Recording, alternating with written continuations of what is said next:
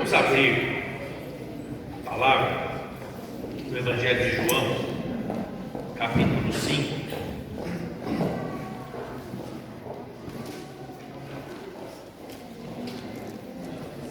Essa é uma passagem bem conhecida, talvez você já tenha até ouvido alguma ministração nessa passagem, né?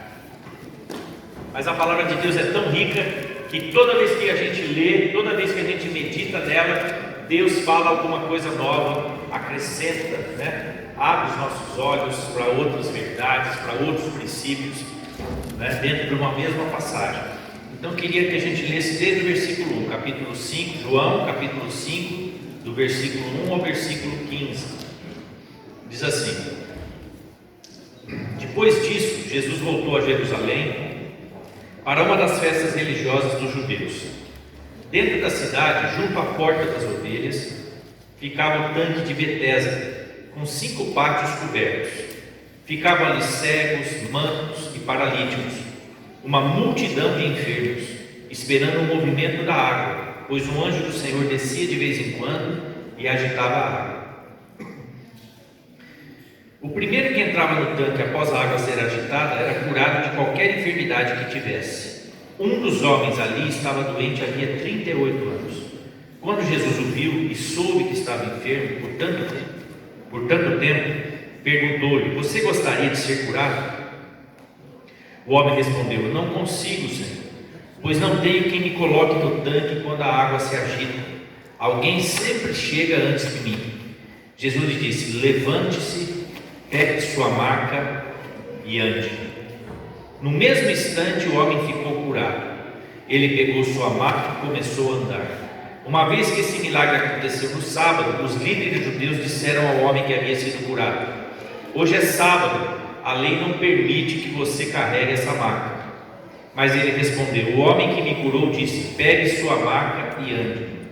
Quem foi que lhe disse uma coisa dessas? Perguntaram eles. O homem não sabia, pois Jesus havia desaparecido no meio da multidão. Mais tarde Jesus o encontrou no templo e lhe disse: Agora você está curado, deixe de pecar para que nada pior lhe aconteça. O homem foi até os líderes judeus e lhes disse que tinha sido Jesus quem o havia curado.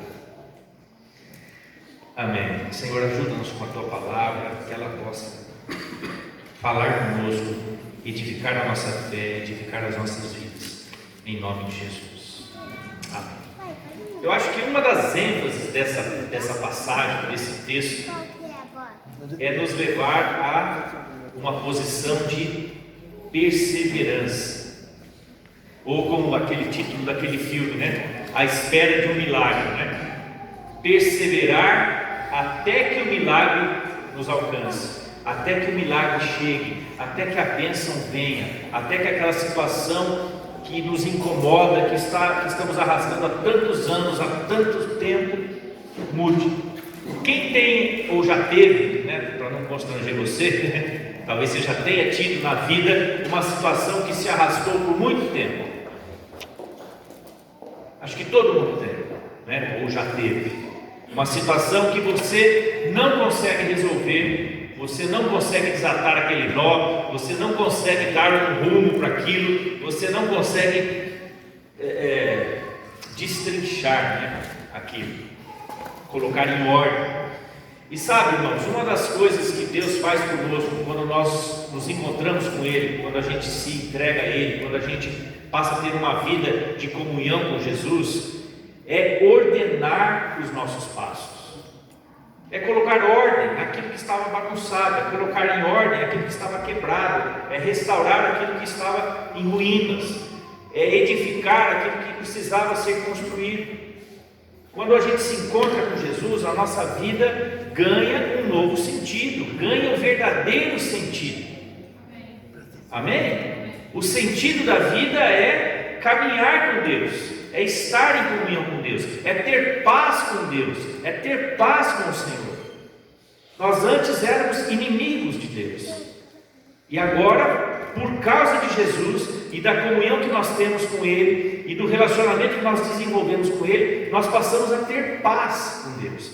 Meu irmão, não há coisa melhor do que ter paz com aquele que te criou. Amém? antes nós não tínhamos essa paz, nós éramos considerados inimigos, porque não conseguimos ter comunhão com Deus, por causa do nosso pecado. Mas agora, por causa do sacrifício de Jesus na cruz, quando nós nos chegamos a Ele, nos entregamos a Ele, reconhecemos que Ele é Deus, que Ele é o Senhor, automaticamente, instantaneamente, o nosso espírito é conectado novamente com Deus, né? Nós estávamos desligados da tomada de força. É como se você fosse uma caixa de som potente dessa, né?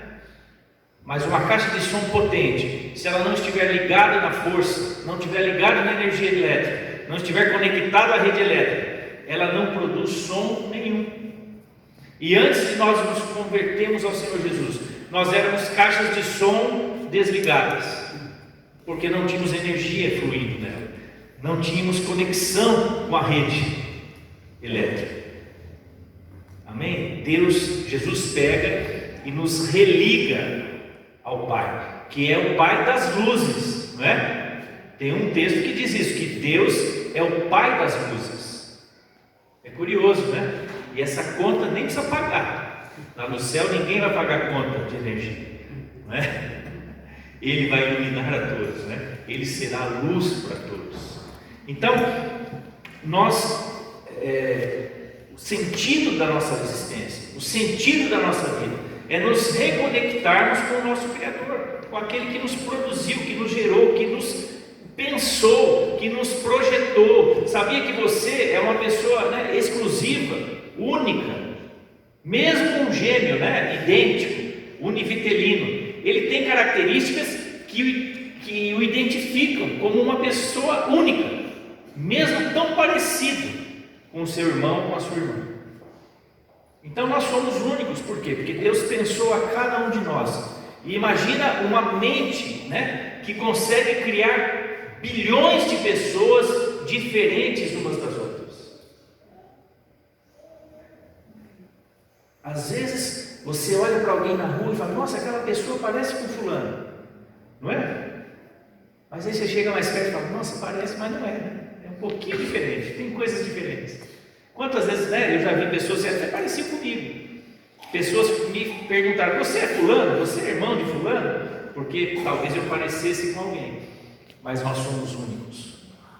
Deus pensou você e eu individualmente. Nós temos uma identidade nele, né? Nós teremos um nome que só você e ele, eu e ele, só nós e Deus conheceremos lá na eternidade. Vai estar numa pedrinha, né? Nessa pedra vai estar o nosso nome, pelo qual nós seremos conhecidos por toda a eternidade. Então isso fala de identidade, não é? Agora, se você imagina um homem que estava 38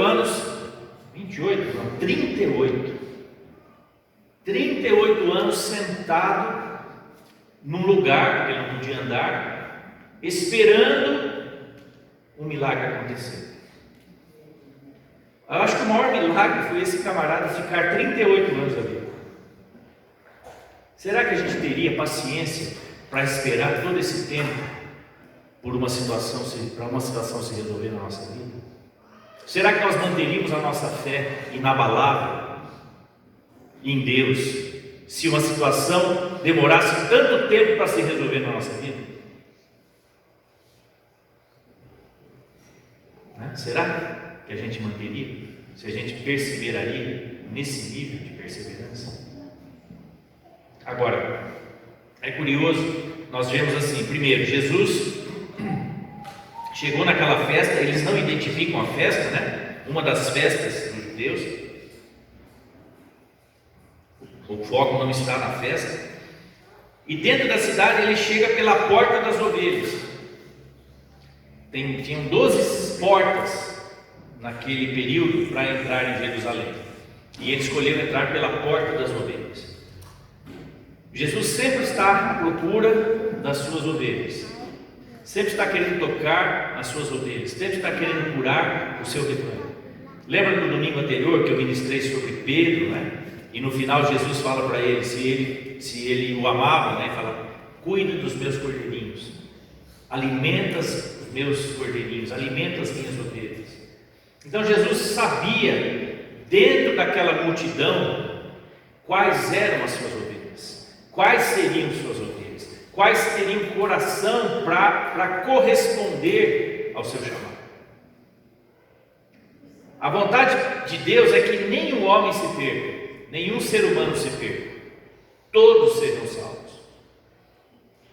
Mas a gente sabe que, infelizmente, muitos não vão se salvar porque não têm o coração de ovelha, não querem ser pastoreados por Jesus, não querem ser alimentados por Jesus, não querem estabelecer esse relacionamento com Jesus, não querem estabelecer essa conexão com Jesus, não querem ser religados à corrente elétrica. Mas a vontade de Jesus é que todos sejam salvos. O seu sacrifício na cruz é para redimir toda a humanidade. Toda a humanidade cabe na cruz. Amém? Toda a humanidade cabe na cruz. Ninguém precisa ficar de fora. Ninguém precisa ficar fora da cruz. A cruz é suficientemente grande, acolhedora, para que todos os seres humanos que já nasceram na face da terra sejam incluídos na salvação. Todos podem ser salvos. Agora, Jesus ele entra pela porta das ovelhas e ele vai para o lugar onde tem esse tanque de Betesda, onde tinham 5 pátios cobertos. Era um lugar grande, cabia bastante gente, e ficavam naquele lugar os cegos, mancos, paralíticos, uma multidão de enfermos. Eram aqueles, meus irmãos, que a sociedade não queria cuidar. Eram aqueles que o poder público não se importava. Eram aqueles que eram um peso, eram um fardo para a nação. Você está me entendendo como o Evangelho precisa se preocupar com aqueles que estão à margem, com aqueles que são esquecidos? Como o Evangelho e o coração de Jesus é o oposto desse mundo. Jesus não se move pela aparência, nem pela beleza desse mundo. Ele entrou por um lugar que não era bonito de se ver. Você já foi num lugar onde tem muita gente doente? Um hospital, né? Por exemplo, um hospital de guerra, né? De campanha. É um lugar difícil de se estar. É um lugar de muita dor, de muito sofrimento. É um lugar bem difícil. E Jesus, ele entra pela porta das ovelhas. E ele vai para esse lugar difícil. Estava acontecendo uma festa religiosa dos judeus. Mas esse povo aqui não estava participando dessa festa. Ninguém convidou eles para a festa. Eles não foram convidados para a festa religiosa. Meu irmão, a religião não traz essas pessoas para Deus. A religião não alcança essas pessoas. A religião é fachada, a religião é aparência. Não consegue atingir essas pessoas. Você está entendendo como o Evangelho é muito mais profundo do que uma fachada de religião? Quando nós falamos sobre Jesus, nós não estamos pregando sobre religião. Jesus nunca quis fazer uma nova religião. Você não vê a palavra cristianismo na Bíblia. Isso foi depois dele. Ele nunca falou isso. Eu estou aqui formando uma nova religião. Ele não veio fazer isso. Ele veio nos convidar para um relacionamento com Ele. Se trata de intimidade com Deus, de vida com Deus, de compromisso vivo com Deus, de aliança com Deus. Não se trata de trocar de fé, trocar de religião. Por isso que eu não tenho nenhum problema com quem professa outra religião. Para mim não tem problema nenhum, meus irmãos. Porque Jesus não está formando uma nova religião. Jesus está chamando as pessoas para saírem do engano, para saírem das trevas e se conectarem a Ele, que é o autor da vida, é o autor e consumador da vida. É muito mais profundo do que ter uma nova religião. Antes eu era isso, agora eu sou isso. Antes eu era aquilo, agora eu sou isso. Você está entendendo, né? A profundidade dessa situação? Essas pessoas não conseguiram ser incluídas no sistema religioso. Elas estavam no cantinho, elas estavam nesses alpenes, longe da festa, marginalizadas. Por quê? Porque ninguém queria carregar aquele fardo, ninguém estava afim de levar aquele pessoal para a festa. Dava trabalho, era difícil. Agora, domingo passado eu falei, se a gente quer mostrar para Deus que nós o amamos, como nós vamos mostrar? Abraçando Deus? Como você abraça um ser que você não vê, que não tem forma, que não tem corpo físico? Como é que eu vou abraçar Deus aqui? Deus, deixa eu te abraçar, para mostrar que eu amo o Senhor. Como você mostra para Jesus que você o ama? Cuidando das ovelhas dele, cuidando dos cordeirinhos dele, cuidando das pessoas que ninguém se interessa por elas, parando de olhar só para nós mesmos e procurando olhar um pouquinho para os outros, um pouquinho. A pandemia, meus irmãos, deixou a gente mais olhando para dentro, né? Foi um efeito que não foi bom. As pessoas, por um tempo é bom você olhar para você, tudo bem, olhar, deixar Deus te curar, né? Refletir, meditar, tal. Mas chega um momento que esse olhar só para você, só para dentro, passa a ser uma coisa ruim, egocêntrica. Jesus entrou nesse lugar, pela porta das ovelhas, onde ficava o tanque de Betesda, onde estavam cegos, mancos, paralíticos, uma multidão de enfermos, esperando o movimento da água. Eles estavam ali esperando alguma coisa acontecer. Eles não tinham esperança nenhuma nas circunstâncias humanas. E quando Jesus chega e ele vê que esse era talvez o cara mais antigo da fila, né? Ele chegou, ele não foi pegar o que estava mais perto do tanque. Ele talvez perguntou, porque aqui diz assim, ó: quando Jesus o viu e soube que estava enfermo por tanto tempo, alguém deu a ficha dele. Jesus chegou naquele lugar, alguém chegou e falou: Jesus, cura aquele ali, ó. Aquele ali faz 38 anos que ele está aqui esperando. Alguém deu a ficha do cara. O cara era conhecido, 38 anos ali, na fila. Era o número 1 da senha, tinha chegado cedinho. Alguém passou a informação, não é? E Jesus, você vê como Jesus, ele usa recursos sobrenaturais e usa recursos naturais para se mover? Porque ele era Jesus, ele podia ter tido uma revelação de que o cara estava ali há 38 anos, mas alguém passou essa informação. E ele usou essa informação. Amém?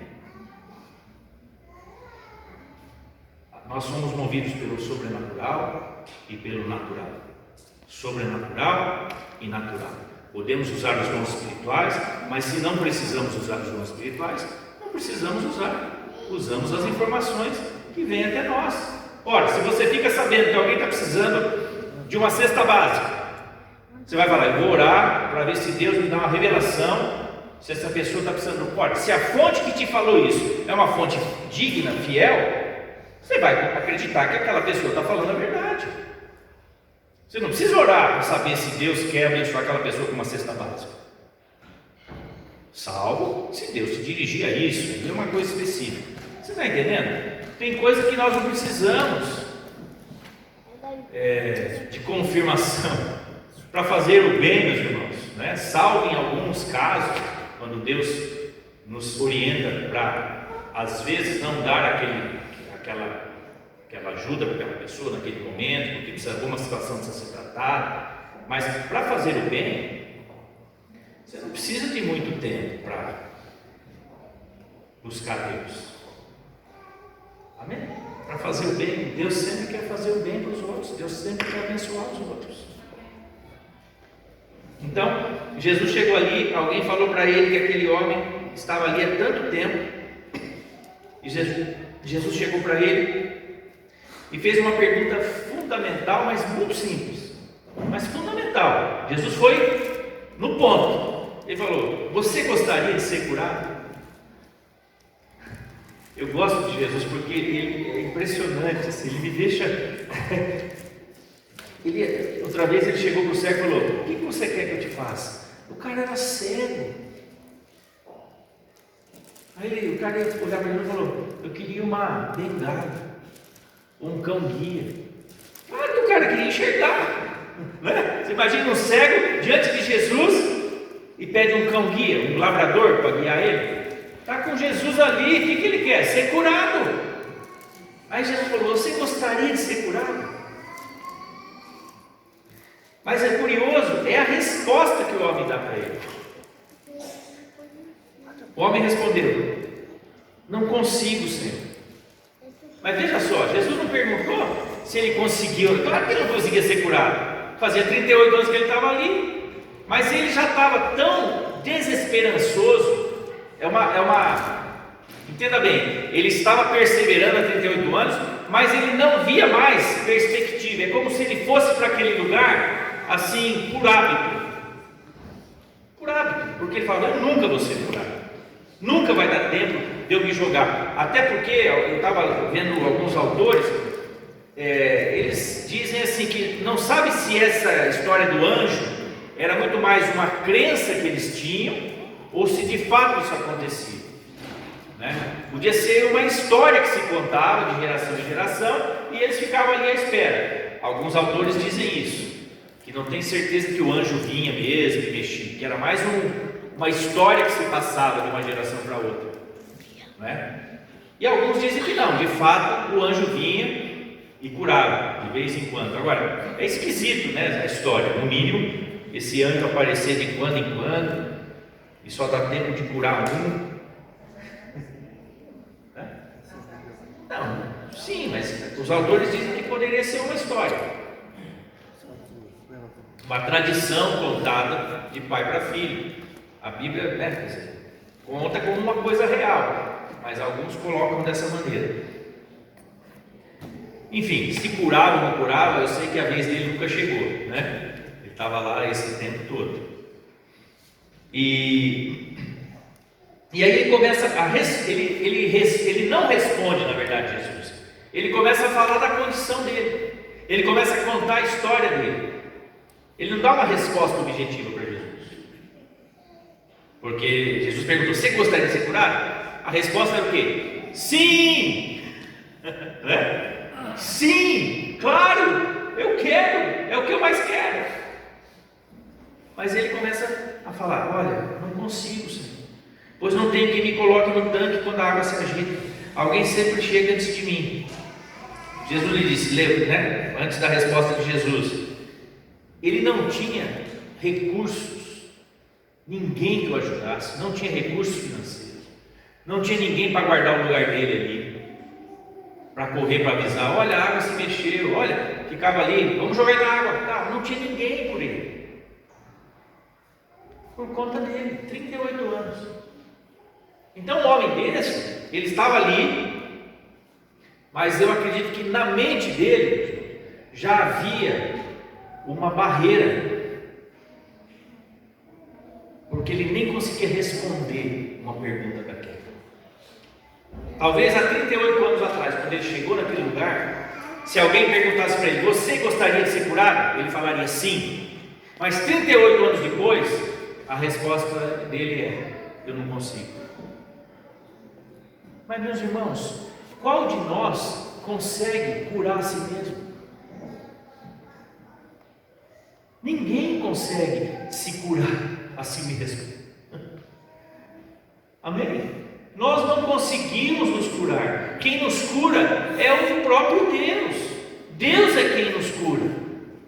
Nos cura no físico, nos cura na alma e restaura o nosso espírito. É claro que ele não foi curado, que ele não conseguiria ser curado sozinho.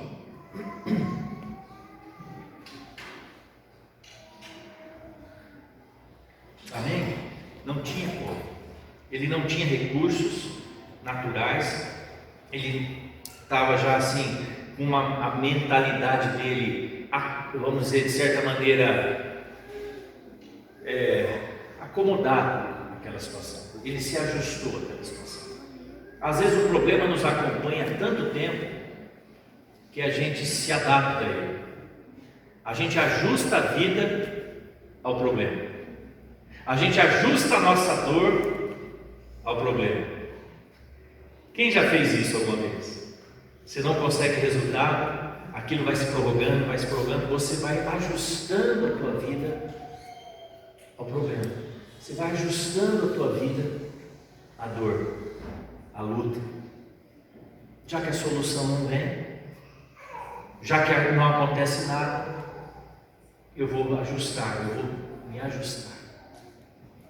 Eu vou me acomodar. E você até para de pensar na cura. Você até para de pensar na solução daquilo. Você até para de cogitar que aquilo um dia realmente vai ser resolvido. Você está ali. Todo dia, acho que esse homem estava ali na fonte, no poço de Betesda, mas no seu íntimo, talvez ele já não tivesse mais forças para acreditar, para ter fé. Mas sabe, irmãos, isso me mostra que a perseverança, ela tem que ir além do que a nossa mente, do que a nossa alma alcança. Amém? A perseverança, ela tem que ir à frente. Mesmo que a nossa mente, às vezes, não consiga vislumbrar, não consiga alcançar o que vem pela frente. A perseverança é algo que te faz estar ali. Eu estou ali, eu estou perseverando, eu não estou sentindo nada, eu não estou vendo nada, eu não vejo um palmo à frente, parece que não vai acontecer nada, mas eu estou ali perseverando, eu estou ali no meu lugar. Quantas vezes eu passei situações na minha vida em que eu não tinha a mínima vontade de estar na igreja, por exemplo. Eu lembro uma fase na minha vida, muitos anos atrás, começo dos anos 90, final dos 80, começo dos 90, eu comecei a prosperar na minha profissão, crescer, crescer na carreira e tal. Comecei a ganhar bem e comecei a focar muito nisso e pouco no reino de Deus, por um período. E eu lembro que eu ia na igreja e ficava ali nos cultos, nunca deixei de ir, de participar, de estar junto. Mas a minha cabeça, meu coração estava longe. Eu não tinha projetos no reino de Deus. Eu não tinha ânimo para as coisas de Deus. Eu estava ali, estava junto. Íamos todos os domingos, íamos nas reuniões, estávamos ali. Mas o meu coração estava distante, estava dividido. Às vezes, tem situações na nossa vida que dividem a nossa atenção, dividem o nosso foco. E às vezes são situações boas. As distrações não são só quando as coisas vão mal. Acho que as piores distrações são quando as coisas vão bem. Quando tudo vai bem. Quando você está numa fase boa, está crescendo, está prosperando, está cheio de coisa, há um perigo aí em a gente se distrair com essas coisas. Quando a gente está mal, a tendência é a gente correr para Deus, né? E chorar, e buscar, e tal coisa. Quando a gente está muito bem, a tendência é a gente, opa, está tudo bem, está tudo indo certo, está tudo caminhando bem. Olha, quase que eu caminho, quase sozinho. Se bobear, a gente começa a se afastar. Agora, esse homem, ele estava ali, 38 anos. Eu lembro essa minha experiência lá, eu perseverei. Eu estava ali, eu fiquei junto, estava junto durante esse período. Não me lembro se foi um ano e meio, eu não me lembro quanto tempo foi. Eu sei que eu entrava e saía do culto do mesmo jeito. Entrava e saía do mesmo jeito. A palavra passava por mim e saía, sabe assim, como se os cânticos, assim, cumprimentava o pessoal, mas assim, não tinha alegria de estar ali, não tinha aquela vida, não tinha aquele ânimo. Não sei se vocês já passaram por isso, acho que todo mundo já passou por momentos assim, né? Se você não passou ainda, provavelmente você vai passar. Faz parte do crescimento com Deus, da vida com Deus, né? Você passar por períodos assim. Então, eu lembro que eu fiquei ali, mas uma coisa eu fazia: eu não saio desse lugar. Porque foi aqui que minha vida foi transformada, foi aqui que eu fui alcançado, foi aqui que minha vida fez sentido, foi aqui que eu fui discipulado, foi aqui que eu aprendi. Estou falando da igreja local, mas eu estou falando do lugar onde a presença de Deus vem, onde a palavra é ministrada, onde eu sabia que eu era amado, e ali mesmo não sentindo, mesmo não estando a fim de estar ali, eu estava ali. Às vezes eu estava mais de corpo presente do que de alma e espírito, mas eu estava ali. E foi isso que me salvou, foi isso que me fez permanecer, porque quando essa fase passou, e uma boa notícia para você, ela passa, essa fase de afastamento, essa fase de distanciamento, que você se sente que está meio distante de Deus, que as coisas parecem que não estão fluindo, isso passa, e vai ter novamente aquela fase de aproximação, de estar junto, né? Uma vez eu vi um autor falando que a nossa vida com Deus, ela é quase, às vezes ela é como um pêndulo de um relógio. Às vezes ela está mais próxima, pende para um lado, mas ela está mais distante de Deus, no sentido de senti-lo, entende? Isso é normal, faz parte do processo. Às vezes você está bem próximo, você sente Deus, você se arrepia, você ouve Deus falar, e às vezes você se sente distante. Parece que Deus não está te ouvindo, parece que você não está sentindo Deus, mas fica tranquilo, porque vem outro momento de aproximação, vem outro momento que Deus começa a falar com você, vem outro momento que Deus começa a renovar a tua fé, vem outro momento que Deus começa a renovar a tua esperança. Amém? Isso acontece, é normal, faz parte. Temos momentos de muita luz sobre nós, e momentos de relativa escuridão. A gente não quer passar pela escuridão, mas às vezes Deus permite que a gente passe pela escuridão. Mas Deus é o Deus da luz e é o Deus da escuridão. Amém?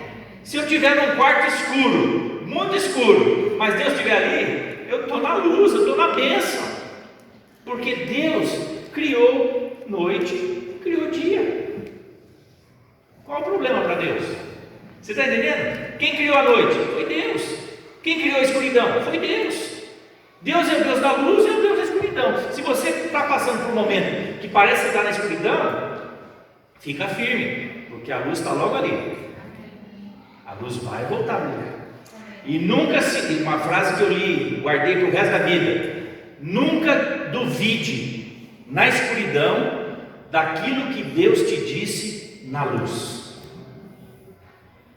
Nunca duvide na escuridão daquilo que Deus te disse na luz. Quando você está na luz, meus irmãos, é fácil enxergar. É ou não é?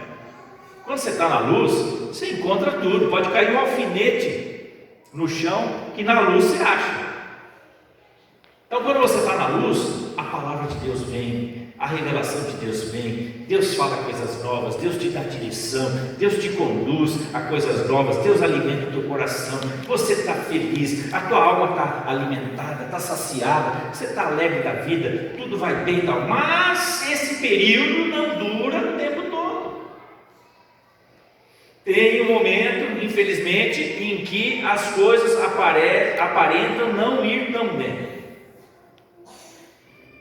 Que muitos teólogos, pessoas, né, que buscam a Deus, buscaram a Deus no passado, né, chamam esse período de noite escura da alma. Quando eu vi isso pela primeira vez, eu falei: que coisa é essa? Que negócio esquisito, noite escura da alma. E aí eu fui estudar um pouco mais sobre isso, né, e eu fui ver que era muito mais comum do que eu imaginava. Homens e mulheres que buscaram a Deus como nunca, como ninguém, né? Aquelas pessoas que marcaram sua geração, porque buscaram a Deus, tiveram períodos de noite escura, em que eles não sentiam Deus, em que parece que Deus não estava falando com eles. Mas o que eles fizeram nesses períodos? Perseveraram. Ficaram ali, porque eles sabiam que a qualquer momento podia mover aquela água. A qualquer momento podia acontecer um alvoroço, podia acontecer um milagre. Deus podia vir e renovar a esperança, trazer luz novamente. E era o que todos relatavam depois. Depois de algum tempo, vinha a luz novamente, vinha a presença novamente. Deus trazia coisas novas, Deus falava coisas novas. E aquele período de escuridão, vamos dizer assim, servia para crescimento. Eles saíam mais fortes, eles saíam mais maduros, eles saíam mais firmes na sua fé. Meu irmão, não dá para ter moleza no reino de Deus. Não dá. O reino de Deus tem momentos do filé mignon, mas tem momentos de osso. Fala para o seu irmão, às vezes é osso, meu irmão. Às vezes é osso. Tem momentos que é difícil. A gente precisa tomar muito cuidado, porque eu sou um cara que eu procuro ser realista. Eu nunca fui um cara otimista. Sabe aqueles otimistas? Tudo é maravilhoso, tudo é azul, tudo é belo, tudo é lindo. Ai que lindo dia, ai que sol maravilhoso. Não, eu acordo com sono. Eu acordo às vezes não muito bem humorado, entendeu? De manhã, conforme minha esposa me cumprimenta, eu já sei como é que vai ser aquele dia, entendeu? Como eu reajo. Eu não sou um cara naturalmente otimista, mas também eu aprendi a não ser naturalmente pessimista. Eu falei, peraí, se eu não sou de temperamento otimista, também não vou ser pessimista, porque nem uma coisa nem outra. Eu aprendi a ser realista, a ser bem realista. Se alguém chegar para mim e falar que aqui tem 300 cadeiras, eu vou contar para ver se tem 300 cadeiras, não é? E aí eu vou saber que tem 300 cadeiras. E quando alguém me perguntar, eu não vou falar, não, tem 350. Não, eu vou falar, tem 300. Por quê? Isso faz parte de ser realista. O que me ajudou muito, a minha profissão, como jornalista, eu tinha que ser realista, objetivo, quando eu ia apurar uma informação. Então, por exemplo, não podia chegar num lugar que teve um acidente. Um ônibus, morreram 20 pessoas. Eu tinha que checar isso. Foram 20? Não, foram 21, acabou de morrer mais um, então são 21. Aí você vê no dia seguinte, um jornal publicava 20 pessoas morreram, o outro publicava 21 morreram. Por quê? Porque aquele que publicou 20, o camarada não percebeu até o fim, ele colheu a primeira informação e correu para a redação e redigiu que tinha morrido 20, mas na verdade tinha morrido mais um logo depois que ele não esperou. Você está entendendo? Não checou, não foi atrás da notícia como deveria. Então eu aprendi a ser realista, a não ficar me empolgando demais, nem sendo um cara negativo. Buscar o equilíbrio. Não é isso que o Espírito Santo quer? Que nós tenhamos equilíbrio, temperança. Então, o bom de ser realista é que você calcula certas coisas, não se empolga demais para abrir um negócio e depois quebra a cara, porque às vezes você fica com aquelas expectativas que não são realistas, são acima da questão do que está acontecendo. Sabe, você já viu, você já falou com um bom vendedor? Um bom vendedor, o cara sempre tem uma palavra otimista. O cara vai te vender uma casa, ele só fala das qualidades da casa. Ninguém mostra o defeitinho da casa, uma parede torta. Você acha que ele fala? É raro quando o vendedor fala, tem só esse probleminha aqui na casa. Normalmente ele só fala do que é bom. E se a gente começa a mostrar os defeitos, ele não gosta muito. Se ele é muito otimista, ele sempre acha um jeito de contornar aquela situação, né? Você fala, mas tem um racho ali, mas essa porta aqui não está fechando direito. Não, isso aqui é só você fazer isso aqui, e, rapidinho. Não, isso aqui o pintor corrige. O otimista tem essa visão, né? Agora, a gente precisa ser realista. Jesus chegou para esse homem e ele tinha uma visão, eu creio que realista do problema dele. Do ponto de vista humano, ele foi bem realista. Ele não foi otimista e ele nem foi pessimista. Ele contou o que ele tinha passado até aquele momento. Ele chegou para Jesus e falou: olha, eu não consigo. Eu já tentei de toda maneira. Eu já tentei ir sozinho, rastejando, não dá tempo. Eu já tentei, outros me ajudando, mas até me carregar já pulou outro na frente. Eu já tentei ir enrolando, mas não deu certo. Eu não consigo ser curado. Não consigo. Ele foi realista. Alguém sempre chega antes de mim. Realista. Ele não estava sendo pessimista, nem otimista. Por que ele não foi otimista? Porque ele não sabia quem estava diante dele. Se ele soubesse que era Jesus que estava fazendo essa pergunta para ele, com certeza eu acho que ele teria outra resposta. Mas ele também não sabia que era Jesus. Sabe, irmãos, às vezes nós estamos caminhando com Jesus e nós não temos convicção do que realmente Ele pode fazer.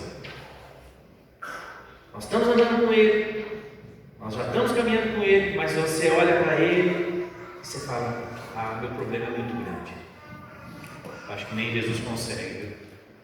Eu nunca vi alguém ter um problema desse resolvido. Será que Jesus consegue? Será que eu tenho fé para isso? Será que Ele vai se importar com o meu problema? Quem já pensou assim? Será que Ele vai achar que o meu problema realmente vale a pena ser resolvido? Irmão, Jesus entrou pela porta das ovelhas. Ele foi atrás das ovelhas machucadas, das ovelhas feridas, das ovelhas doentes. Ele não foi pegar as saudáveis. Ele não estava atrás de gente que aparentava. Sabe, você já viu lugares que os que têm condição sentam nas primeiras fileiras? Ninguém admite isso, mas é o que acontece. As fotografias são sempre para esses. São esses que aparecem nas fotos das redes sociais, para mostrar que fulano está indo na minha igreja, ciclano está indo na minha igreja. Primeiro que não é a minha igreja. Eu não sou dono de nada, você não é dono de nada, não é isso? A igreja de quem? De Jesus. Ele é o pastor. Mas assim começa aquele negócio. Cidade pequena, então.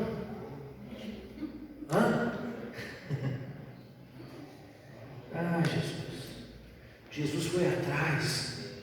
E eu não estou falando ferido, se é rico, se é pobre, se é isso ou aquilo.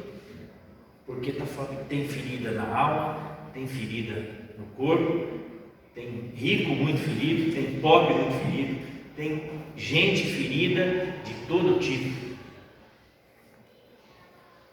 A questão é, ele foi onde a festa não estava acontecendo. Não tinha um evento ali, não tinha uma festa ali, não tinha um oba-oba ali. Não tinha movimento ali, animamento. Tinha gente machucada, gente que precisava de cura, gente que precisava de Jesus, da presença dele, do toque dele. Meu irmão, oba-oba não sustenta uma igreja. O evento não sustenta uma igreja. Nós podemos ter eventos, nós podemos ter alegria, nós podemos ter festa na casa de Deus e devemos ter, mas não é isso que deve mover uma igreja para o seu rumo, para o seu foco. Não é isso que mantém as pessoas salvas, firmes em Cristo. O que mantém as pessoas em Cristo? O relacionamento que elas desenvolvem com Ele, o que elas aprendem a desenvolver com Cristo, a crescer, a caminhar com Deus. A fé madura, uma fé que aprende a superar os momentos de crise, os momentos difíceis. Perseverança é isso. É mesmo festa, quando não tem o evento, está ali, tem gente precisando de cura. Ele foi num lugar que a festa não estava.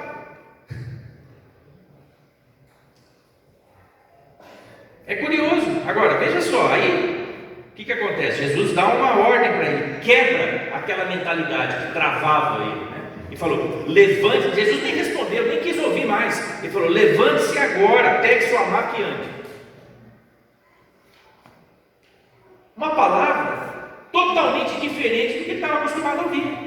Jesus não falou: ô pessoal, vem cá, ajuda aqui, vamos carregar ele para a água ali. Agora eu vou pedir para Deus, para o Pai mandar um anjo mover a água, a gente joga ele dentro da fonte. O que Jesus fez? Fez uma coisa que eles nem imaginavam, não estavam preparados para ouvir aquilo. Jesus não precisava de um anjo para curar, Jesus não precisava que um anjo viesse mover a água. Ele falou: pegue agora sua maca, levante-se e ande. E o cara, no mesmo instante, o homem ficou curado. Jesus agiu com a fé dele em cima da perseverança do homem. Ele pegou a sua maca e começou a andar. Só que o milagre aconteceu no sábado. Aí os líderes judeus, que não estavam nem aí com aquele pessoal, não estavam nem aí, porque a festa não estava ali, ninguém estava ali festejando com eles. Eles não foram levados para a festa, eles estavam no cantinho deles lá, naquele tanque, naquele lugar, segregados de certa maneira. Ninguém estava nem aí, ninguém foi levar um pedacinho de bolo para eles. Pelo menos não fala aqui.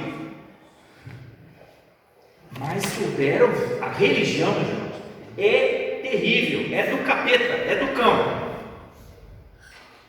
Chegou lá, os caras, o que os caras foram reparar? 38 anos preso numa maca.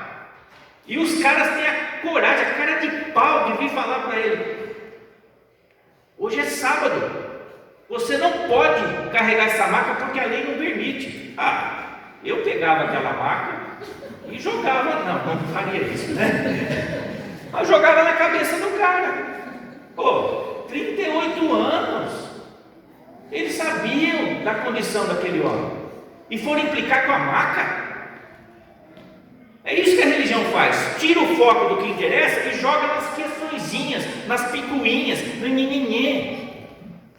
Aí fica um monte de gente brigando por nada, por besteira. E a igreja não avança, a igreja não cresce, a igreja não prevalece. Fica um povinho cheio de mimimi. Tudo magoa, tudo fede. Um povo que está sempre ferido. Pelo amor de Deus, gente, nós temos um Deus que cura. Cura, nós somos abençoadíssimos por Deus. Deus tem dado palavra para nós após palavra. Nós somos privilegiados de receber tudo isso da parte de Deus. Foram pegar no pé com a maca. Com a maca. Aí ele respondeu: olha, o homem que me curou falou para eu pegar minha maca e sair andando. Imagina, o cara nem perguntou quem era aquele cara. Imagina, Jesus curou ele, trouxe uma palavra que trouxe uma cura de 38 anos, e ele não teve a curiosidade de perguntar, porque a euforia, a alegria do milagre foi tão grande, e Jesus não queria chamar atenção para ele. Jesus não queria propaganda no milagre. Você está entendendo? A gente às vezes quer fazer propaganda para Jesus. Meu irmão, Jesus não precisa de propaganda.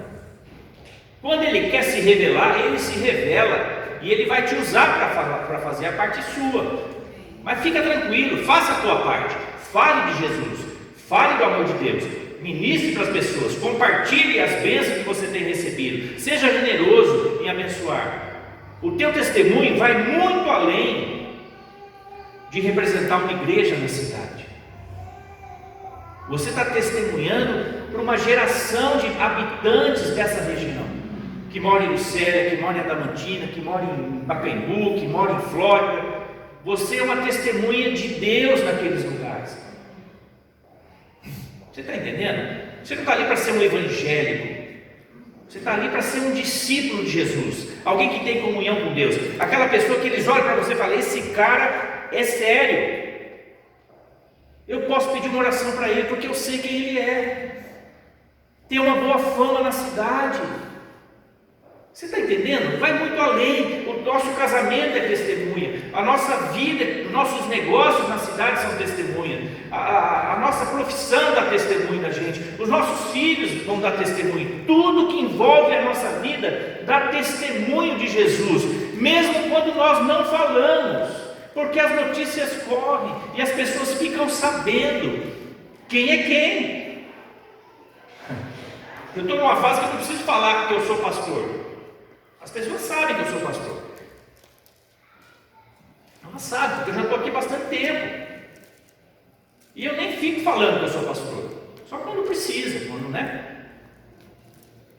Porque às vezes isso até cria uma barreira para as pessoas. Às vezes elas estão conversando normal comigo, aí quando alguém fala, oi pastor, passa assim, né? Fala, oi pastor. Aí a pessoa já vejo que ela muda, assim. Se ela não sabe que eu sou pastor, opa. Porque eu não sei o que passa na cabeça dela quando alguém fala que é pastor, né? Pode ser uma coisa muito boa, pode ser uma coisa não tão boa, dependendo do testemunho ou do testemunho que ela andou ouvindo, né? Porque hoje, infelizmente, tem de tudo. Então, Jesus simplesmente desapareceu no meio da multidão. Você já pensou? Você está evangelizando uma nação, aí você faz um milagre de 38 anos que o cara estava ali. O que os discípulos, o que podia fazer? Gente, agora é a hora da faixa, abre a faixa. Oh, Jesus curou, Jesus libertou, a cura de Jesus. Era a hora de fazer propaganda. Os folhetinhos. Sai distribuindo. Quando é o próximo culto? Eu estou brincando, não estou dizendo que essas coisas não podem ser feitas, amém? Tem momentos para fazer isso, nós já fizemos isso muitas vezes, fomos em praça e distribuímos folheto, e fizemos festa, e apresentamos dança, e fizemos teatro, contratamos aquela carreta aí, furacão, né? Só não tinha o pessoal de Homem-Aranha vestido, né? Mas fomos cantando pela cidade, já fizemos, tudo bem, isso é legal, faz parte. Mas Jesus simplesmente se misturou na multidão. Não dá para entender, né? Tem momento que você tem que aparecer, você tem que falar. Tem momento que não é para falar. Eu não sei por que esse momento não era para falar, mas de alguma maneira ele não falou. Não tive essa revelação ainda. Não parei para pensar nisso, na verdade. Agora, olha que curioso. Ele não sabia quem era, porque Jesus tinha desaparecido no meio da multidão. Fez um milagre desse e sumiu. Aí, mais tarde, Jesus o encontrou no templo. Você acha que Jesus tinha perdido esse cara de vista? É claro que não.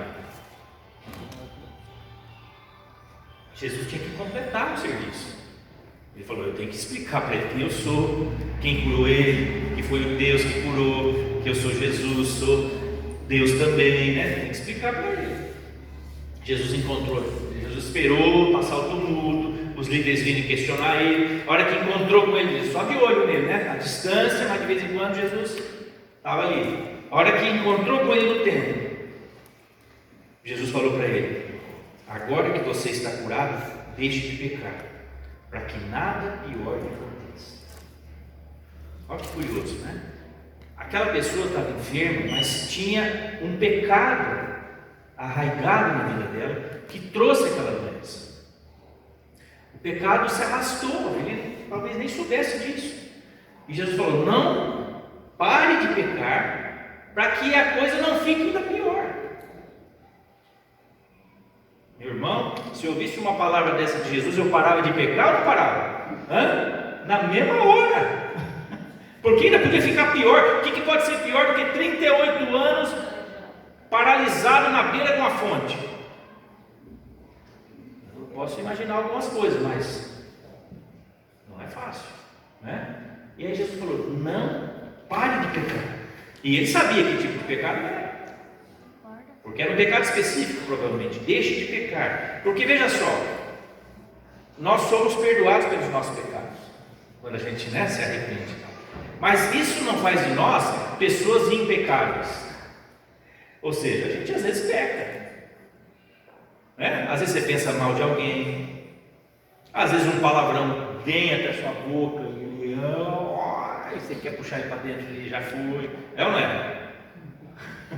Não é? E você pensa mal de alguém, alguma coisa que acontece, você fica irado. Às vezes alguém vai bem, você fica com inveja. Ou será que essas coisas só passam no meu coração? Todos nós somos sujeitos a isso. Mas Jesus não estava falando desse pecado acidental que pode acontecer na vida de todo cristão acidentalmente. Ele estava falando de algo específico que esse homem sabia o que era. Alguma prática que ele tinha, que o levou àquele estado. Talvez uma prática familiar, né, que passou de uma geração para outra. Ele falou: pare de pecar, para que nada pior te aconteça. Aí o homem pegou aquela palavra, sabia agora quem era Jesus, foi até os líderes judeus e disse que tinha sido Jesus quem o havia curado. Os líderes sabiam, né? Quem mais estava fazendo esse tipo de milagre em Jerusalém naquele tempo?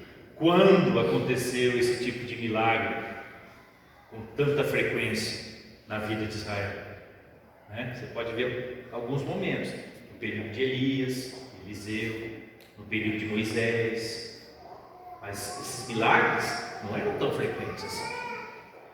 Depois no período de Jesus, muitos milagres, e depois no período dos apóstolos da igreja, muitos milagres. Mas não era uma coisa assim, não tinha, quem mais estava fazendo milagre ali? Ninguém. Os líderes já sabiam que era Jesus, mas ele foi lá e falou para os líderes quem era. Agora, por que esse homem nem se preocupou em saber quem era? Porque a palavra que Jesus deu tinha tal autoridade que foi suficiente para levantar o cara da paralisia. Ora, se você recebe uma palavra com essa autoridade, você imediatamente relaciona isso a Deus. Porque quem mais tem esse poder? Quem mais tem essa autoridade? O cara levantou e saiu andando e ele falou: foi Deus que me curou. Depois Jesus foi lá e ajustou o foco para que ele cresça no Deus certo. Amém? Às vezes nós precisamos ajustar o foco das pessoas. Elas estão perto, elas estão chegando. Você só precisa falar, chegar lá e ajustar. Fala: deixa eu te ajustar. Aqui, ó, sabe? Busca Jesus. Fala com Jesus. Jesus é o nome que foi dado para que a gente invoque. Não perde tempo falando com outros, não. Fala com Ele. Ah, mas ele está muito ocupado. Não, isso é mentira. Ele está muito ocupado. Jesus é eterno, tem todo o tempo do mundo. Ele está além do tempo e do espaço. Jesus tem tempo para todos nós. Amém? Amém? Essa conversa de que você tem que buscar outro porque Jesus está ocupado, onde tiraram isso? Jesus tem tempo para você. Jesus tem tempo para te olhar. Ele entrou pela porta das ovelhas. Ele foi procurar aqueles que todos desprezavam. Ele foi procurar aqueles onde a festa não chegou. Amém, meus irmãos? Amém. Não espere a festa para você se mover. Não espere. Jesus está em lugares onde a gente nem imagina. Talvez nos lugares onde a gente nem queria entrar. É lá que Ele está. Cuidando de pessoas que a gente não queria cuidar. Ele está pedindo para você ir ajudar a cuidar. Sabe? A gente às vezes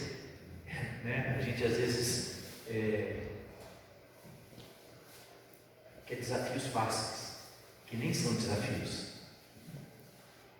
Mas Deus coloca desafios que são desafios mesmo para nós. Tem pessoas que são desafios. Deus coloca na sua vida para te desafiar. Eu lembro lá em Campinas, na nossa célula, né? Eu lembro que Deus colocou um casal, mas a esposa em particular era uma bênção. Foi uma bênção na minha vida. Eu nunca conheci uma pessoa tão difícil depois daquela pessoa. Minha esposa não precisa nem falar quem ela já sabe. Eu nunca vi uma pessoa tão difícil de temperamento. Nunca. E eu falava: Deus, ela era mais madura na fé do que eu, já mais velhos, mais até influentes na comunidade, e por alguma razão nós nos tornamos líderes deles.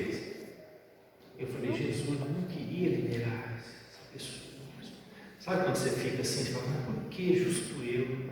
Passa para outro, passa de mim esse cálice, passa para outro. É muito difícil essa pessoa. E foi difícil mesmo. Não vou dizer que foi fácil. Tivemos que confrontar algumas vezes, tivemos que corrigir algumas vezes, tivemos que conversar com os pastores algumas vezes. Foi duro. Às vezes até nosso relacionamento deu uma distanciada em algum momento, né, com eles, né? Mas era necessário. E sabe o que aconteceu? Essa pessoa foi o melhor treinamento que nós tivemos depois que a gente se tornou pastor. Porque nunca nós pegamos alguém tão complicado na vida depois. Nunca. Toda vez que chegava uma pessoa complicada, eu falei, eu já passei por aquela ali, isso aqui é fichinha, graças a Deus.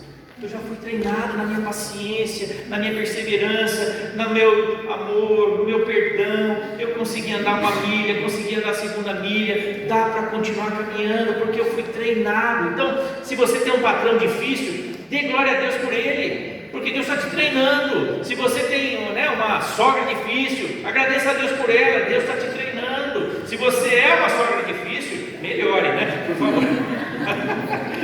Mas se você está passando por uma situação difícil, agradeça a Deus, porque Deus está trabalhando você, está treinando você, está te preparando para outras pessoas que virão.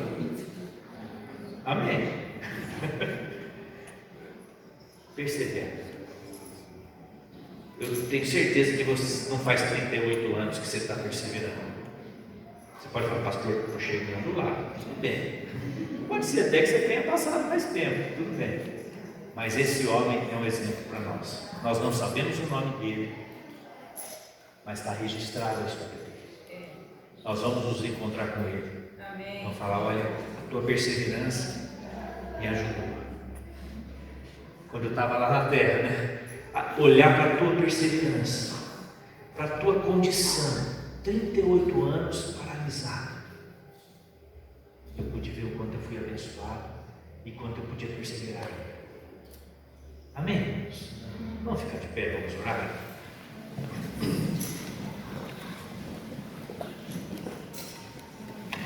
Eu creio que nessa noite Deus está querendo gerar essa perseverança no teu coração. Porque gerar isso na tua vida. Talvez você tenha passado momentos de altos e baixos.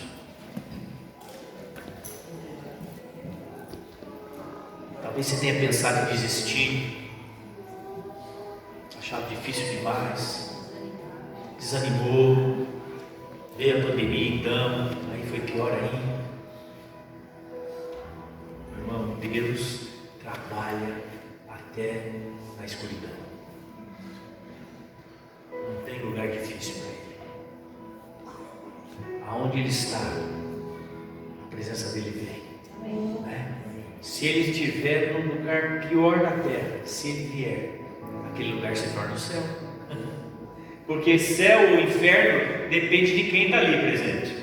Se Deus estiver presente, onde Ele estiver, o paraíso acompanha Ele, a bênção acompanha Ele, a misericórdia acompanha Ele. Amém? Você precisa ser uma pessoa assim. A bênção tem que te acompanhar, a misericórdia, a graça, a generosidade, o favor de Deus. Vamos orar. Coloca agora o teu coração diante do Senhor. Senhor, nós colocamos as nossas vidas diante de Ti, porque nós queremos perseverar, Senhor. Amém. Quando tudo vai bem e quando nem tudo vai bem. Amém. Não importa que fase da vida eu estou atravessando. Eu quero mirar naqueles exemplos da Tua Palavra que podem me trazer esperança.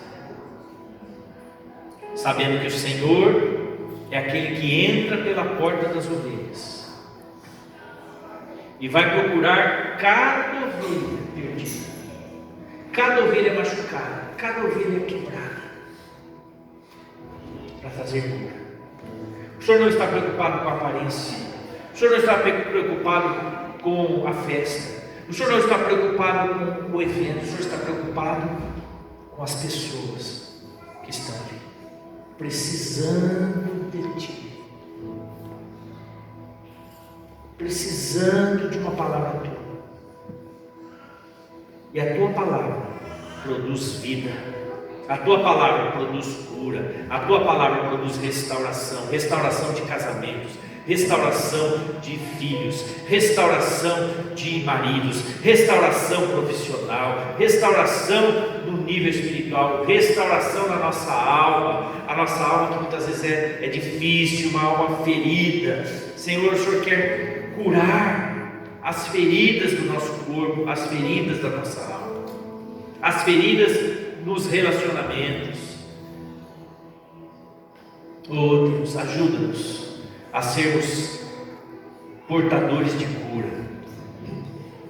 Ajuda-nos a não sermos pessoas que fazem mais feridas. Nós temos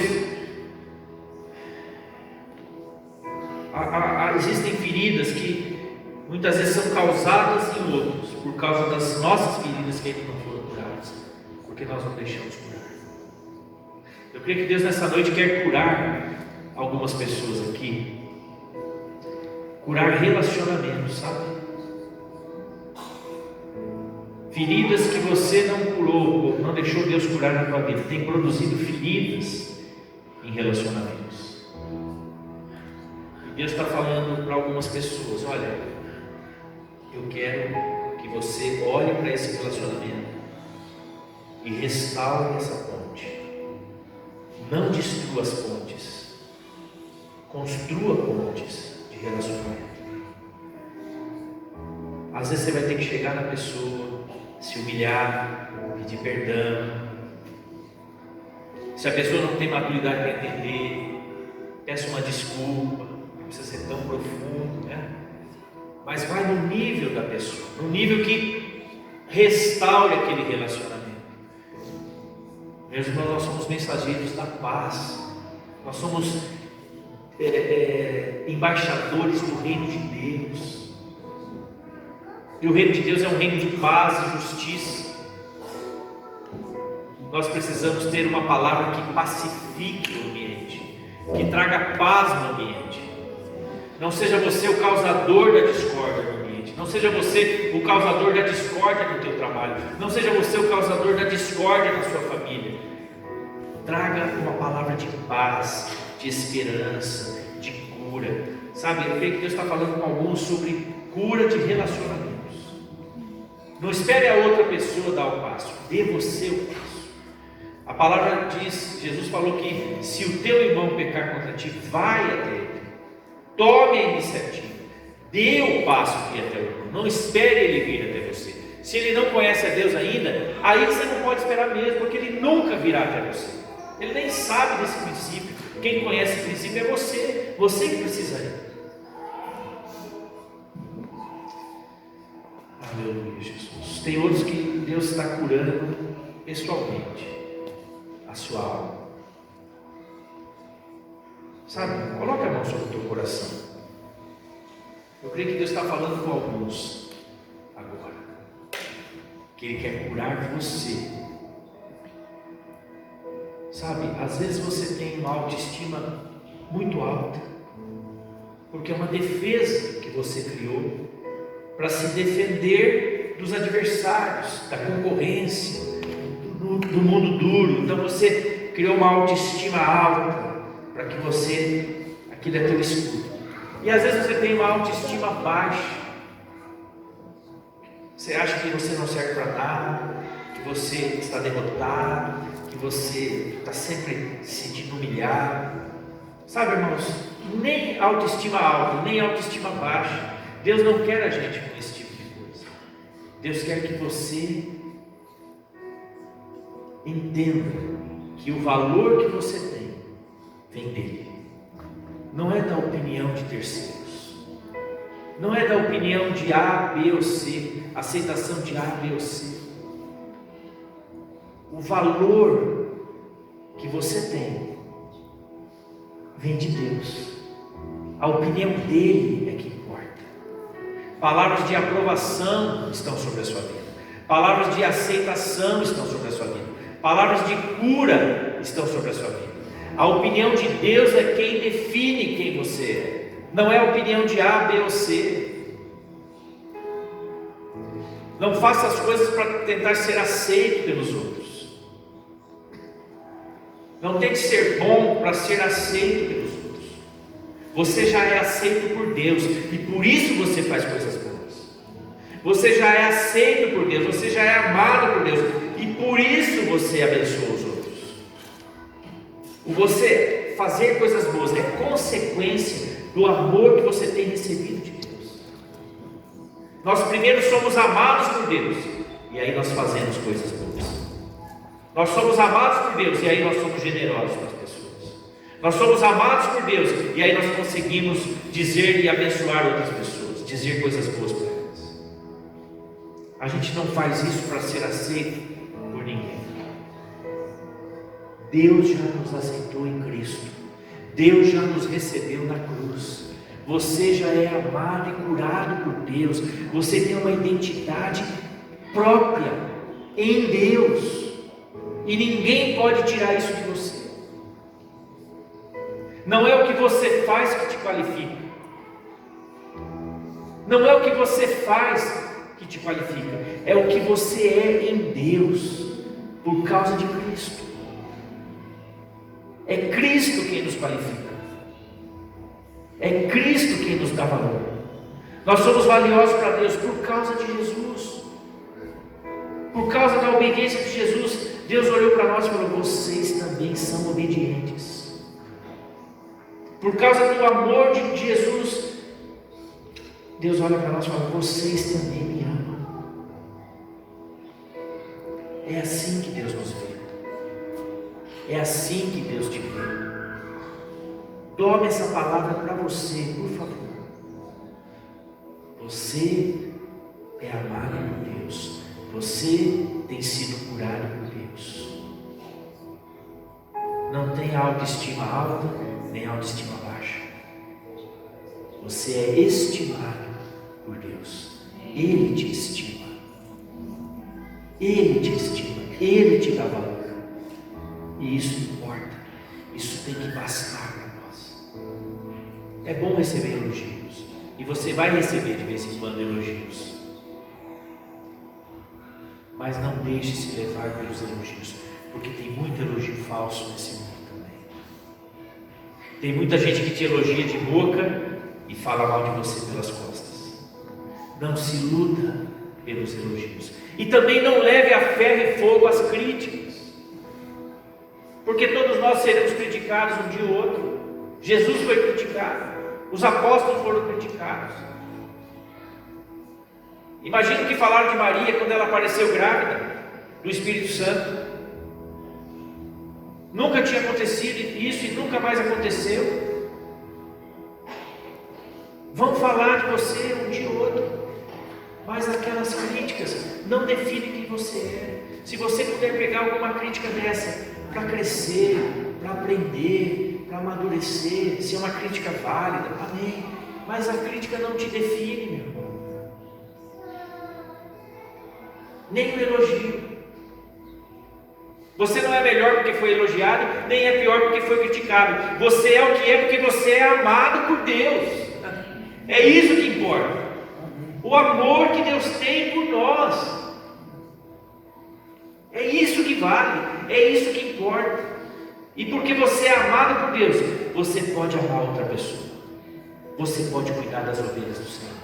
Você pode entrar pela porta das ovelhas e se interessar por aqueles que ninguém se interessa.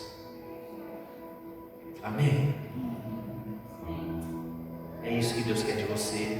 É isso que Deus quer de mim. Que você e eu possamos ir atrás das ovelhas dele. Ele vai te mostrar, já tem te mostrado quem são as ovelhas dele. Amém? Aleluia. Deus te abençoe, viu? Tenha uma semana abençoada. Medite nessa palavra. Essa palavra vai estar disponível durante a semana no YouTube. Você pode ouvir de novo, né? Meditar, refletir e colocar em prática. Deus vai colocar as ovelhas feridas dele para você cuidar. Amém? Deus abençoe você, viu? Tem uma semana cheia da graça.